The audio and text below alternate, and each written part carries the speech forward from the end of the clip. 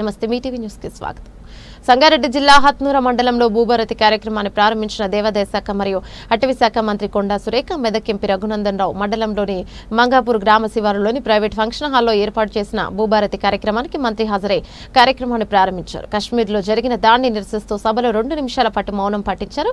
దేశంలో ఎక్కడ ఎలాంటి ఘటనలు పునరావృతం కాకుండా కూడా అందరం ఒకటిగా ఉండి భారతదేశ ఔన్నత్యాన్ని ప్రపంచానికి చాటాలని, దేశాన్ని ఈ రాష్ట్రం ఎల్లవెల్లా తోడుగా ఉండి అవసరమైతే హైదరాబాద్ నుండి దేశ రక్షణకు అవసరమయ్యే పరికరాలను అందిస్తామని తెలిపారు. కార్యక్రమంలో ఎమ్మెల్సీ అంజిరెడ్డి, మెదక్ గ్రంథాలయ చైర్మన్ సుహాసిని, జిల్లా SP, additional collector, RDO, MRO, ఆవుల రాజిరెడ్డి, వివిధ శాఖల అధికారులు, కాంగ్రెస్ పార్టీ, బీజేపీ పార్టీ నాయకులు, మండల రైతులు తదితరులు పాల్గొన్నారు.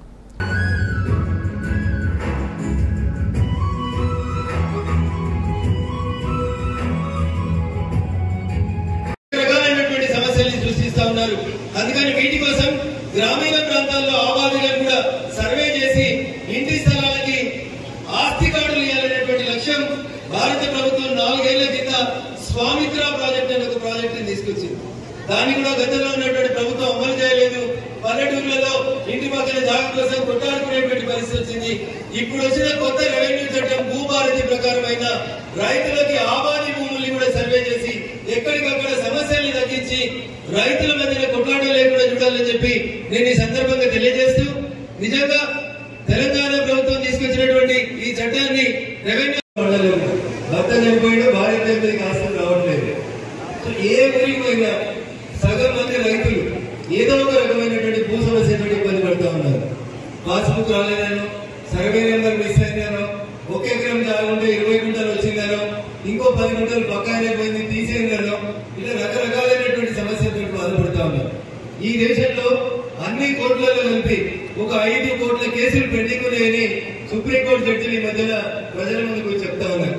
ఈ 5 కోట్ల కేసులలో సుమారు 3 కోట్ల కేసులు భూములకు సంబంధించినటువంటి వివాదాలు, పటువారిలో, తహసీల్దార్లో తెలుసో తెలియక చేసినటువంటి పొరపాటుతోటి రైతన్నలు 7 దశాబ్దాల తర్వాత కూడా ఈ సమస్యలతో బాధపడతా ఉన్నారు. నేను మంత్రి గారి ద్వారా 2 విజ్ఞప్తున్నాయి. పరిష్కరిస్తారు కాబట్టి మీరు 1 రూపాయి కూడా చెల్లించాల్సిన అవసరం లేదు. అవసరమైతే మన అధికారులు గ్రామాల్లోకి వస్తారు, లేకపోతే మీ యొక్క భూములు ఎక్కడ ఉన్నాయో అక్కడికి కూడా వచ్చి మరి యొక్క డిజిటల్ సర్వే ద్వారా మీ భూముల హద్దులను మీకు ఫిక్స్ చేసి మీకు పాస్బుక్ ఇచ్చేటప్పుడు ఆ భూమి యొక్క మరి నక్షాలను కూడా పాస్బుక్ లో పొందుపరచడం అనేది మరి మనకు గతంలో ఎప్పుడూ కూడా లేదు. కాబట్టి హద్దులు చెరిగినప్పుడు, కావాలని చెరిపేసినప్పుడు మనకు ఆ యొక్క గెట్టు పంచాయతీ అనేది రాకుండా ఉండడానికి ఈ నక్షాలను మీకు ఇవ్వడం జరుగుతుంది. కాబట్టి ఇందులో చాలా రకాల సమస్యలు ఉన్నాయి. ఆ సమస్యలన్నీ కూడా ఇప్పుడు మీకు ఇచ్చినటువంటి పాంప్లెట్ లో ఒక్కొక్కటిగా రాస్తూ వాటి యొక్క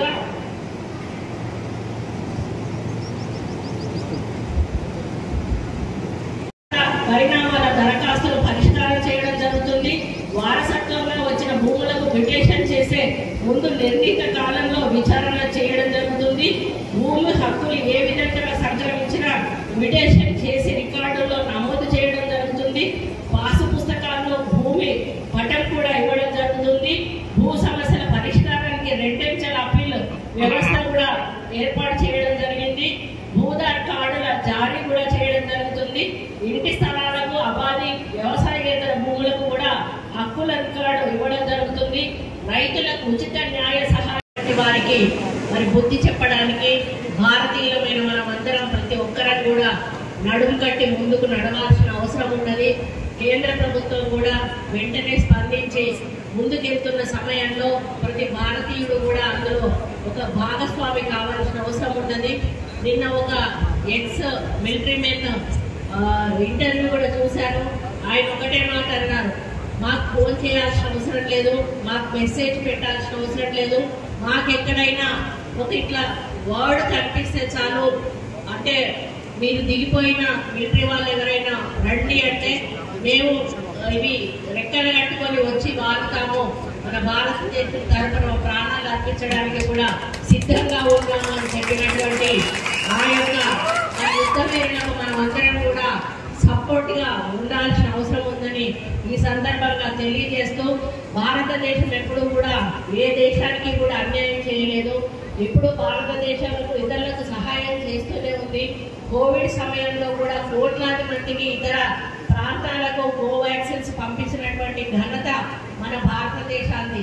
ఈరోజు మళ్ళీ కేంద్రంలో యుద్ధం జరగాలంటే క్షిపణులు అటువంటివి పెద్ద ఎత్తున మనం హైదరాబాద్ నుంచి సప్లై చేయాల్సిన అవసరం కూడా ఉంది. అటువంటి క్షిపణులు మన దగ్గర ఉన్నాయి అని కూడా ఈ సందర్భంగా తెలియజేస్తూ, ఈరోజు చిన్న పామునైనా కూడా పెద్ద కర్రతో కొట్టాలి.